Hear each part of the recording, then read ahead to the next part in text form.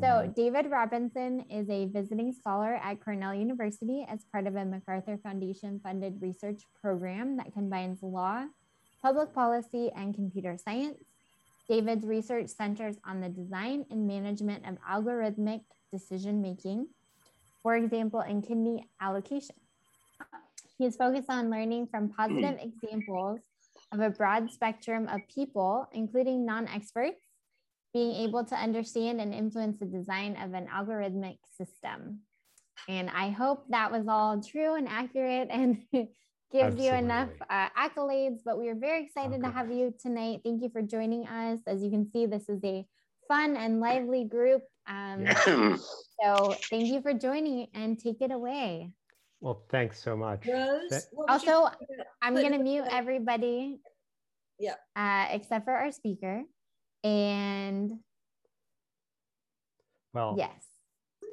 Thanks, Rose. Thanks, Monet, who was my original point of contact here. And it's a great honor to be with you this evening. And really, it's funny, this whole idea about who's an expert and who's not an expert and who knows computers and whatever. I mean, it all gets turned around. I really feel humbled to be here. Like I'm in many ways the least expert person in the group. In the little bit of time we're going to be together, would like to basically tell you how this project was born and tell a story that really has patients at its center. And then talk a little bit about how this piece of software was made. So basically, I came at the medical world sideways. The thing I've been working on for many years is when life and death or morally important kinds of decisions are getting made by software, we know how to make laws together, or at least on a good day, we like to think that we do. There's a democratic process, but in a growing number of different kinds of contexts, we have software that works like law. It decides, for instance, in a courtroom, who gets sent to jail because they're high risk versus gets to go free. Let's say if they've just been arrested and it's, their case isn't up yet. Or it may be who gets a job or who doesn't, or who gets a mortgage. And so, and then obviously in military settings, decisions are made that are life and death. And here in Transplant, and actually it was some students of mine who realized, so in all these other areas, software is making these choices, and you've got people who aren't computer oriented in what they do who need to understand and need to have a voice in how this thing is going to work. So, computer says you don't get a loan, or computer says you go to jail, and people want to know, well, wait, what's going on? Who decided this? How does this actually work?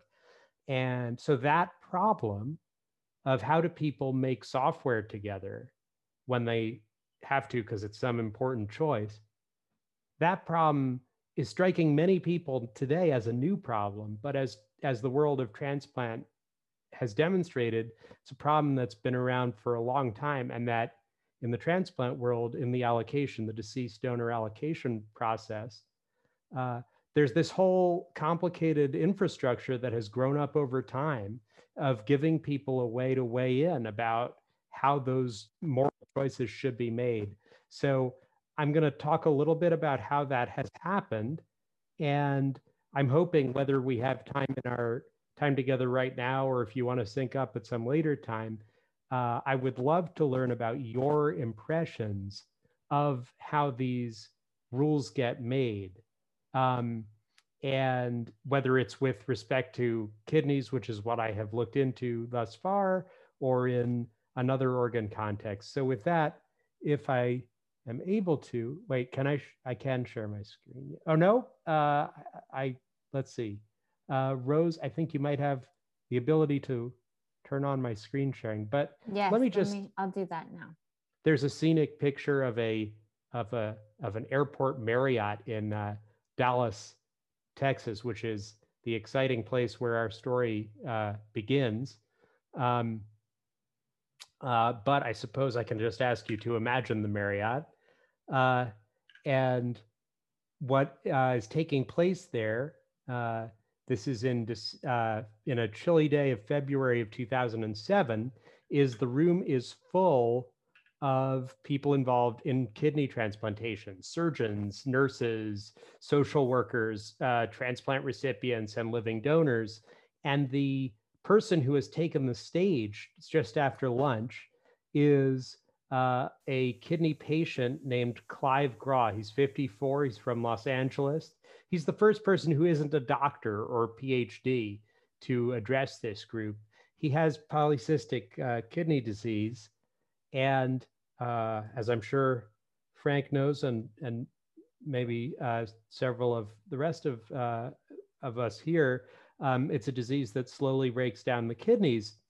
And what he is weighing in on, what everyone there is there to talk about, is a proposal for a new way of allocating kidneys that would maximize, sorry, I'm trying to switch the slides and concentrate at the same time. And it is, I should really just do one of the things at a time. And here we are. Yeah, so I think what's on your screen now, these are Mr. Glives, Mr. Graw's slides. There we go, one word at a time.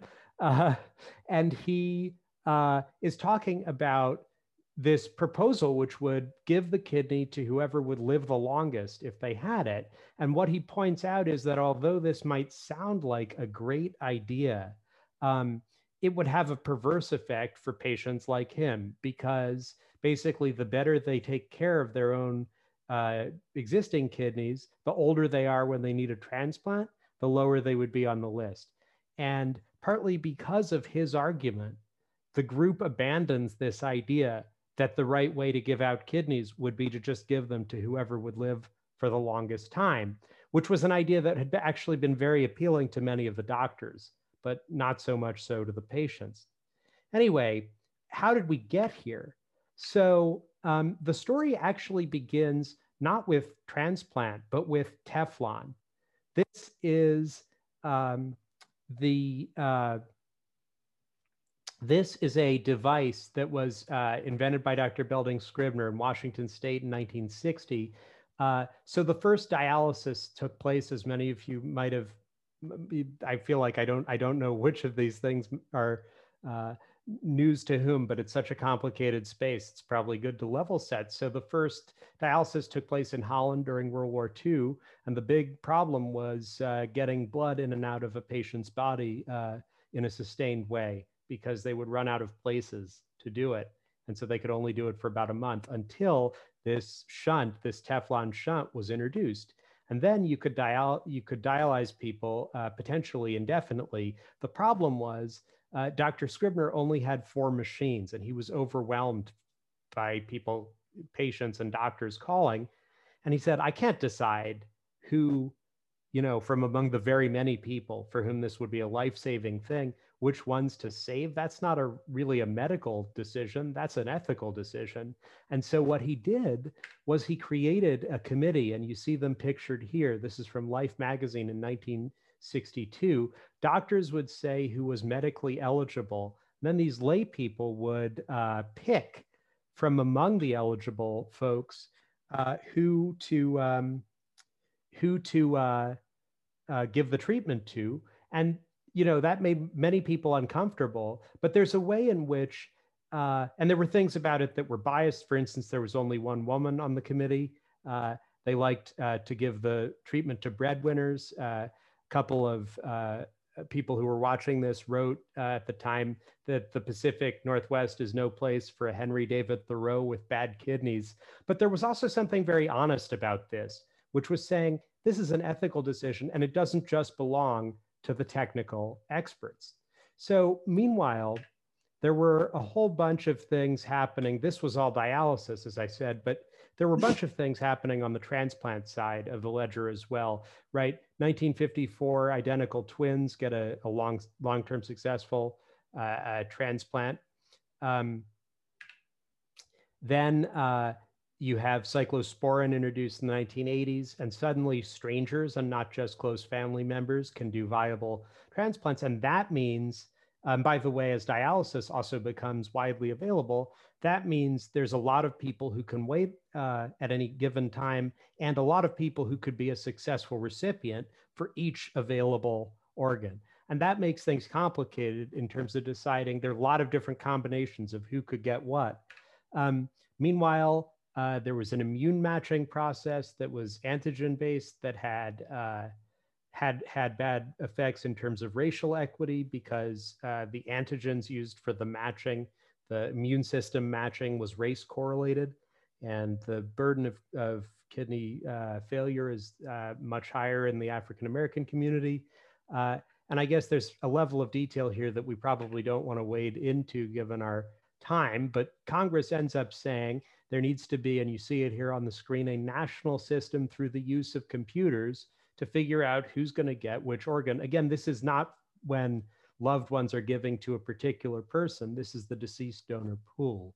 So then a working group says, well, the criteria for figuring out who gets which organ should not just be doctors deciding, It should be a broadly representative group.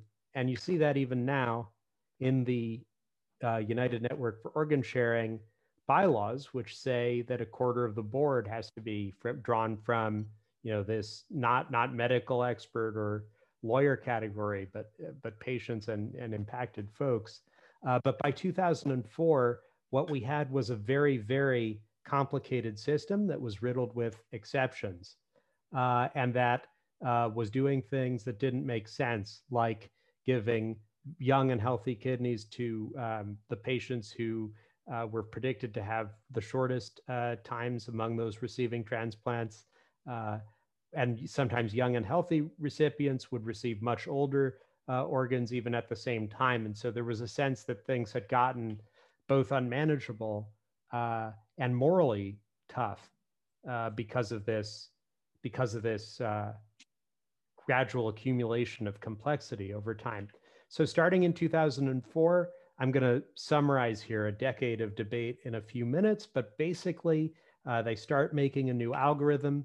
This is the leading transplant journal, and you can see there the apple of equity and the orange of utility. Those are fancy words, but basically what this was about was, do you want the maximum life out of the organs that you have? In which case, give them to young and healthy recipients who tend also to be wealthier and whiter than other patients on average.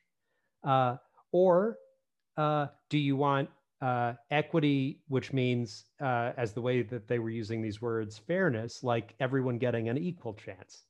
And so, and this, by the way, is in the middle of this debate. It ended up being a 10-year process. So the first proposal, which was obviously named before ride sharing became a widespread thing, was LIFT, life years from transplant. That's maximize the life years gained. And that is what Clive Graw was arguing against at the beginning of our story at that forum in Dallas.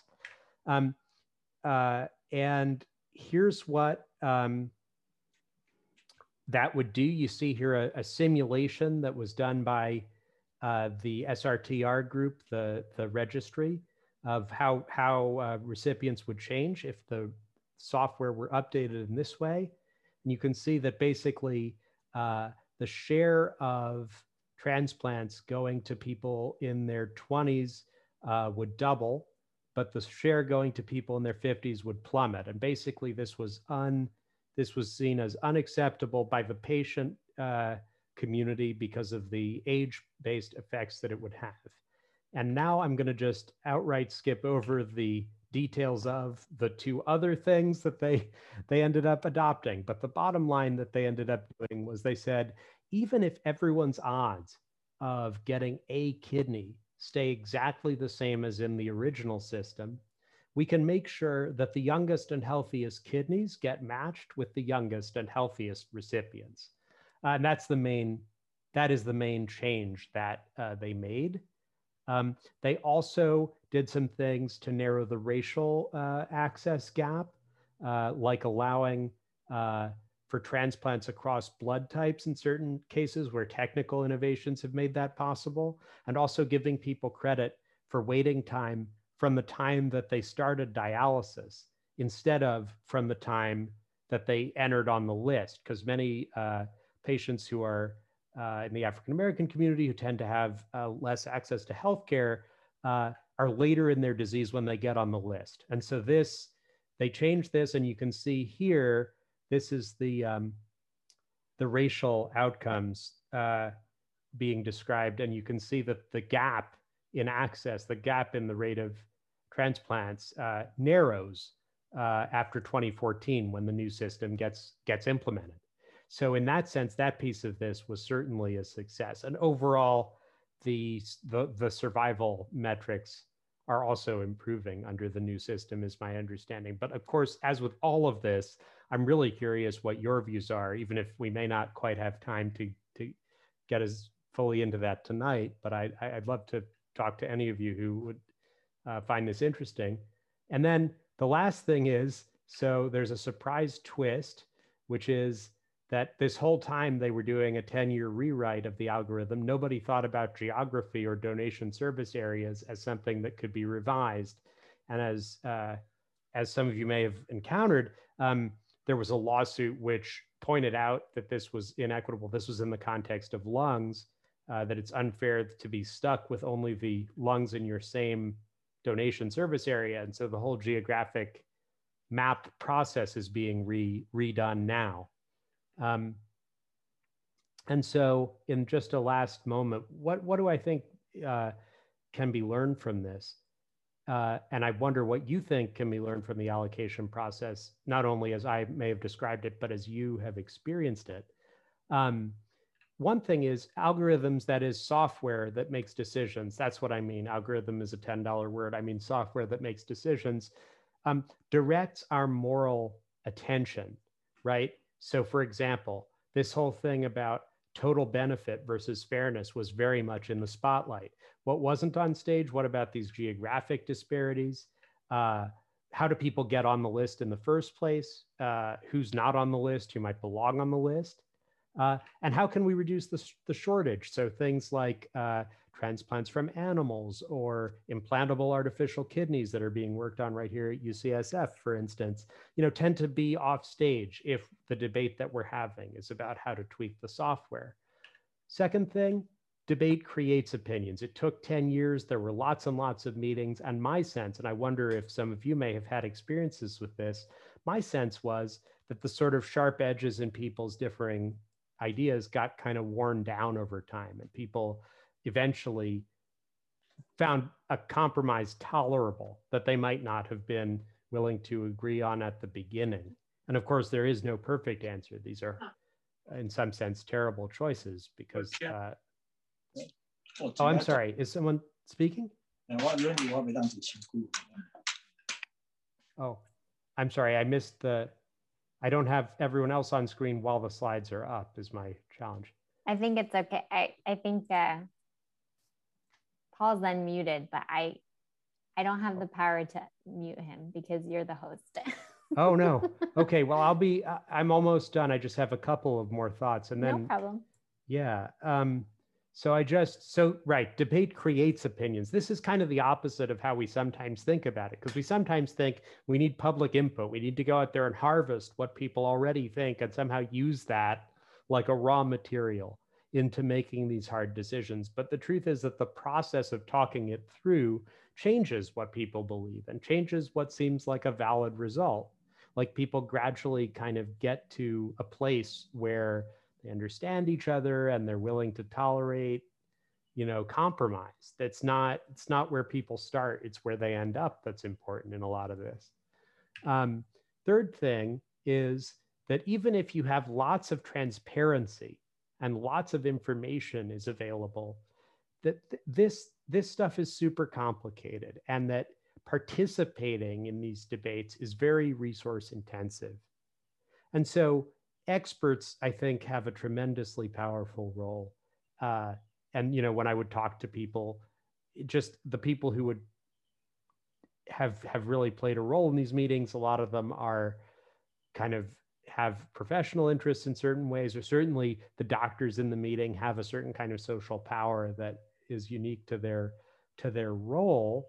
But on the other hand, and this is my last thing, is, there's the system that is in place has auditing, has these annual reports, has, you know, simulations of how different policies would go.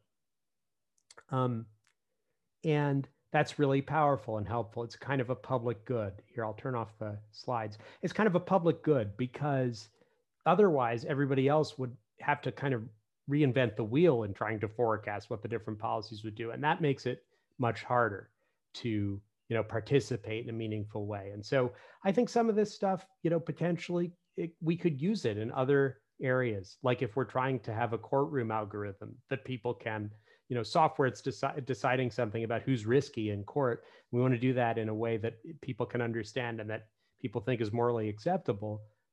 I think we could learn a lot from Transplant. And I'm curious what you all think. So that's my, that's my presentation. Thank you. Super interesting. Can you see everybody on the screen now? I can now, yes. Okay, great. Yeah, so I'm happy to open it up for questions. And if you'd like to ask a question, you can unmute yourself. You can raise your hand. I'm sure there's lots of questions out there because that was super interesting. Who wants to go first? I do recall, David, this is Monet, when we first started speaking with each other, I think UNOS had been through a process a few years before to kind of weigh who got the organs. And one way is to let people, like, let's just say who are over 70 years old would be able to get an organ. The algorithm factors in, nobody's excluded for any one particular reason like age or it's complicated. That's right. And one of the things that they like to be able to say about it is everyone has some chance. And they built a system where there were no kind of strict rules to exclude groups of people. Yeah. And UNOS, I think, has won a lot of trust because I know our president of our national president is a member of the UNOS advisory board. And, you know, they do take feedback from the public. They have to send out feedback. Like when they started this new directive about how the OPOs, basically there was a controversy because Georgia had a lot of donors, and the new rules that UNOS has mean that Georgia, the state of Georgia, is going to have to send its organs out of state to more fairly allocate across the country who gets it. It's a new regional decision. But there were months and months of discussing it. And finally, the rule has gone into place. I think in March, it went into place finally. And I heard today, I'm on the Public Policy Committee, and I won't take over the meeting here, but let's see, there's an interesting thing about how OPOs, because of this new rule, they, let's see here, the organ distribution is not so much, they're talking about getting out of kidney distribution entirely because of this new regional allocation. Because they're not just distributing it inside of their catchment area. Right. Each OPO does not make that decision. It's broader. And people told me it was a politics thing that could never be changed until it suddenly was. Thanks, Monet. I see Bob has his hand up. Do you want to go ahead, Bob? Yeah, hi. I do a lot of work with the OPO volunteering, particularly in high schools, but other venues. And we've always been taught in our education sessions that we have to attend every 2 years that kidneys are only allocated by time on the list. So yeah, I mean, this is all, you know, new stuff for me. I didn't know there was any other criteria. And that's what I've been telling all these kids for the last 10 years. Oh, gosh. So that is not the case then? So you look surprised. Well, I wouldn't have put it that way. Let me put it that way. So yeah. Here's what I would say is so remember there was that tree that I showed with like a lot of little leaves coming off?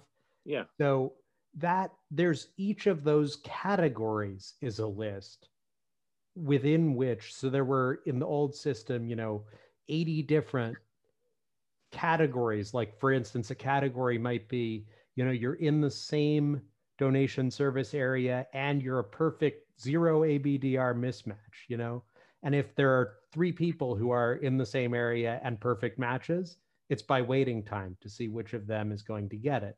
Oh. But in between, if they come ahead of someone who's been waiting longer, who's not a perfect match on the immune system piece. So it's not just a waiting list. It's really a matching. Yeah. Okay. Well, that's good to know. Thank you. Thank you.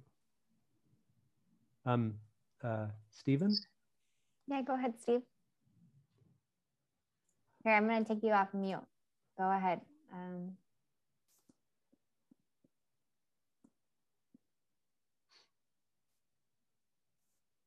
Oops, try again.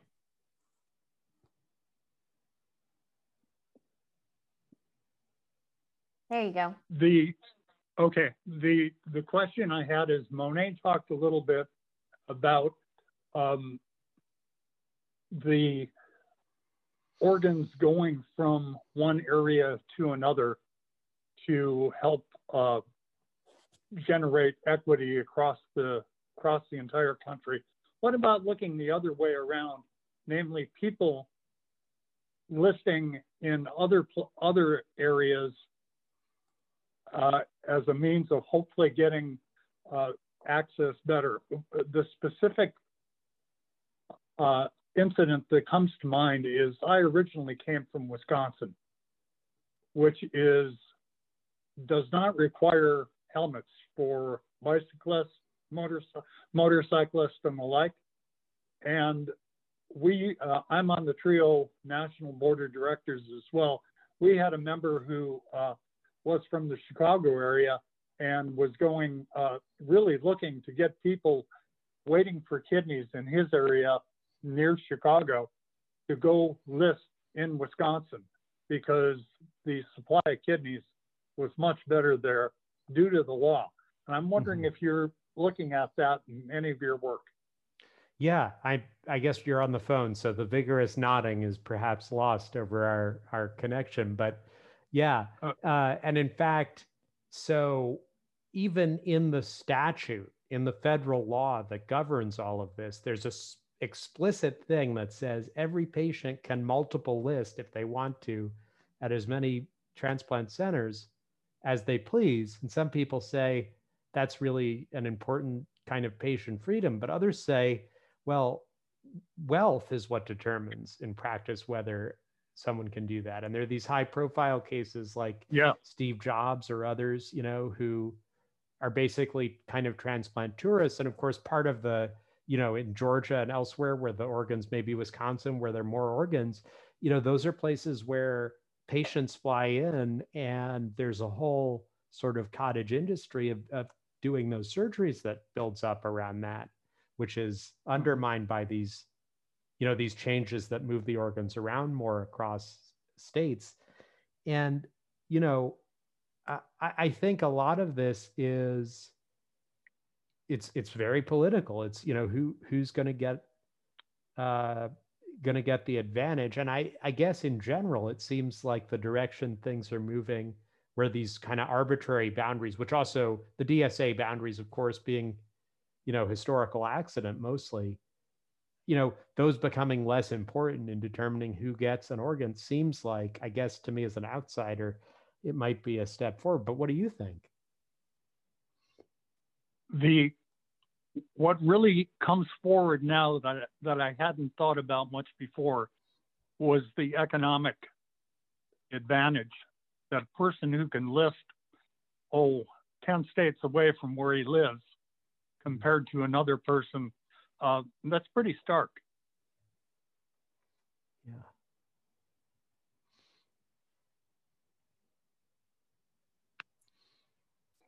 That actually. Hi, I'd like to speak. Oh yeah, go ahead, Justin. Oh, thank you, Rose. Sorry. Hi, so my name's Justin. I'm a heart transplant recipient, and I'm also like a research intern for CADN, which is Donor Network West. And I think it's very interesting, like what you said. I like learned things I didn't know about before. When I had my heart transplant, my doctors explained the algorithm to me and the entire process, which I was grateful for. And I was a pediatric patient, so they really took the time to explain like the process. It's a match, and how it's not really, it's not really something that you can really predict. I know that there's like different areas have different waiting times for organs. And I know that in the South Bay region for San Francisco Bay Area, you can wait for a kidney for like 9 years. And other places such as LA or LA County, that's not as big. And so there's a lot of, I think that when you talk about politics, it's not really organ donation that's political. I think it's healthcare that's political. At least that's what I think of it. And I also know that it's also like by priority. I know that like for me, I was status 2, which means that I wasn't really given very serious thought, just because I didn't have that much priority or that much need for a heart transplant at that given time. But I was able to get it in 2 weeks just because of the match or the algorithm. So I think it was a really amazing process. But I know that at Donor Network West, or at least nationwide, they're trying to do something called the Apollo study by the NIH, which is, and that's that I think that's by Wake Forest University.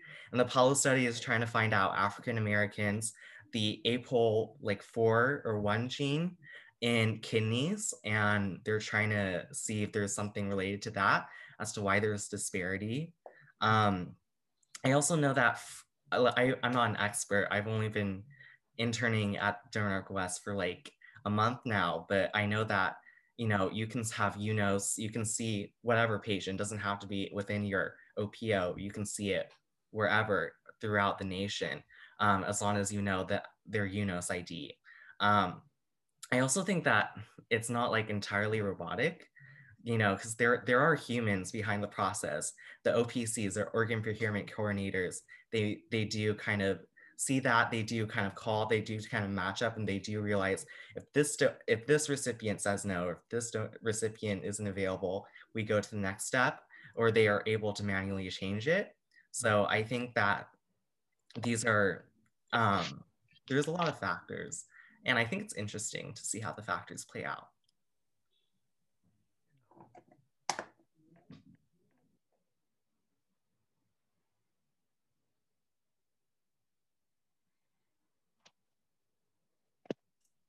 Go ahead, Linda. Oh, hold on. Here, unmute yourself. There we go. I received my transplant at Stanford, which at that time was only 6 or 8 blocks from my house. And they told me there was like a 7-year waiting list for a transplant. And at the time, let's see, how old was I? I was probably 67. I had taken really good care of myself since I began with kidney disease in my 20s. And so it wasn't until I reached the 60s that all of a sudden a transplant was needed. So I was not the youngest candidate. But I did do a lot of publicity on my own part. Now, this was long ago, before this new system went into effect. This was, as I say, well, I've had my kidney 13 years now, so go back 13 years. It was before the new system. And I would I would call my transplant coordinator, my pre-transplant coordinator on a fairly regular basis, at least once a month or once every 6 weeks or something. And usually it was to say something like, well, I'm going up to Tahoe and go skiing, but I have, you know, that time I had those buzzer things. And I'll be glad to get back in time if you find a kidney for me while I'm up at Tahoe. And so I've been telling people when they talk with their pre-transplant coordinators to always sound like you're really healthy and that you're the best candidate. And, you know, even though you were 67, like I was at that time looking for a transplant, that really has something to do with whether they A, remember you, and B, consider you. Is there no room for that anymore? Is that what we're saying? I think there's a lot of that goes on. And I think you're exactly right that it's, you know, you can think, oh, it's all data driven, but how people are presented in the data, starting with whether they're listed at all, but also, you know, if you, you know,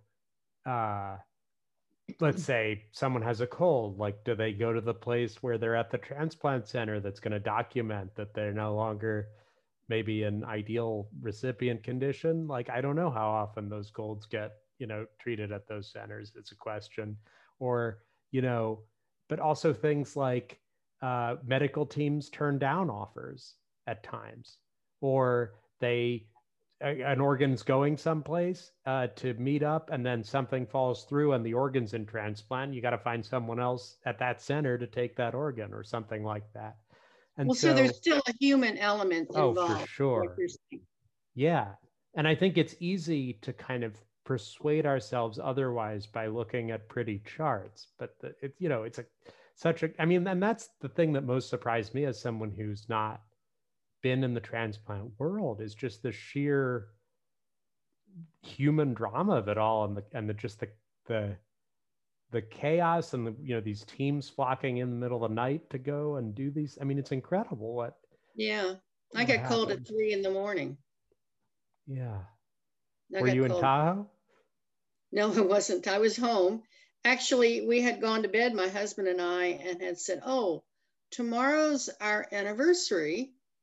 Have you planned anything? And he said, no. And I said, well, I haven't either. Why don't we talk about it in the morning? And of course, the phone call came at 3 o'clock in the morning, and that was our anniversary gift. Definitely. But I have been still telling people there is that human element involved, despite all these fancy algorithms, that if you are connected to the transplant team and when you call them or talk to them or send them an email, they picture your face and say, oh yeah, she hadn't gotten her transplant yet. You know, that sort of thing. I think there is that still involved. And I want to encourage people to retain that human element involved. What it takes, I don't know. Sending an email to them once a month or something like, I'm still here, or, you know, that sort of thing. To go ahead and pursue that if you feel it's valid.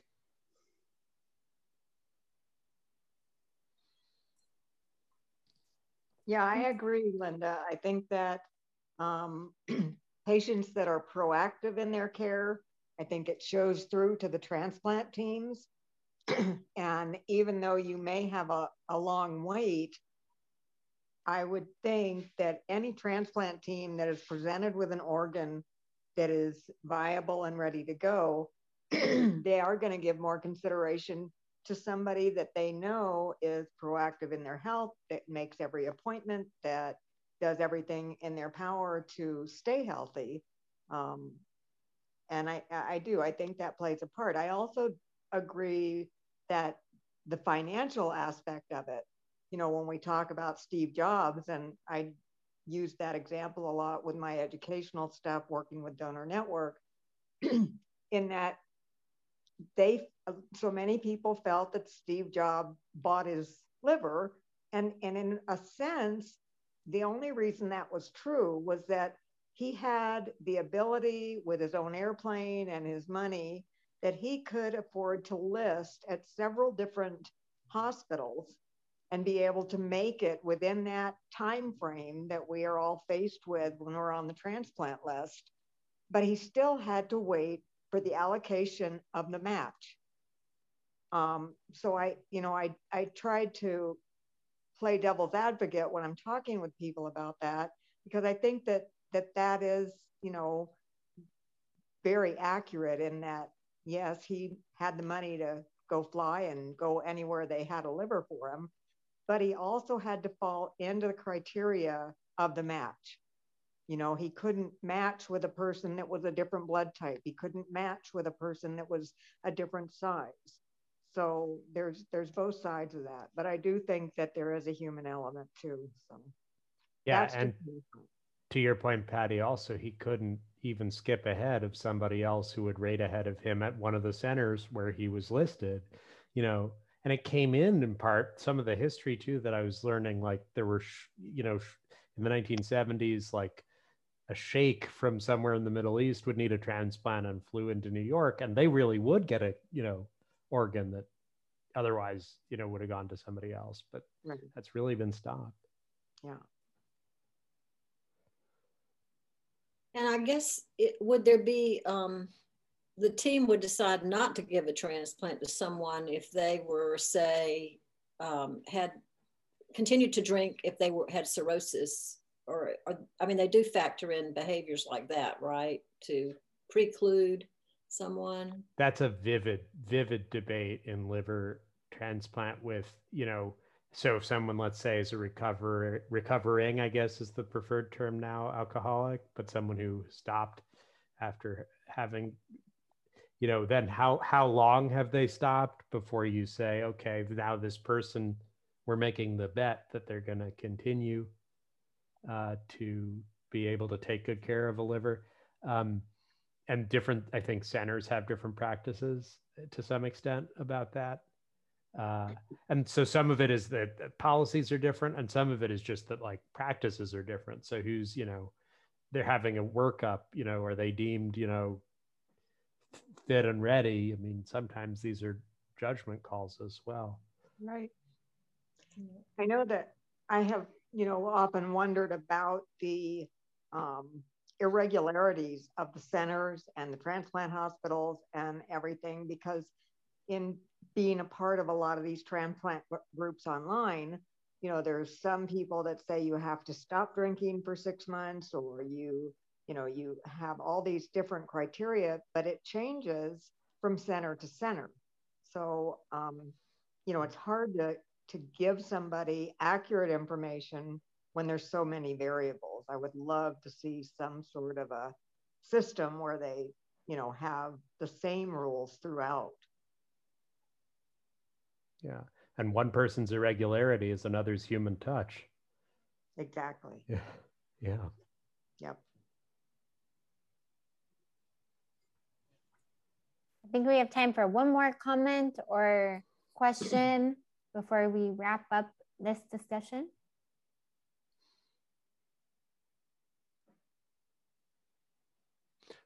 Well, if there are none, can I just say I'm really honored to have been with you all, and it's really inspiring what you are all doing, and hope that it will offer lessons to other contexts and other parts of the world, and I really believe that it will. And I guess the last thing I didn't realize, now I didn't mention this, but where's, what am I doing? Where's it all going?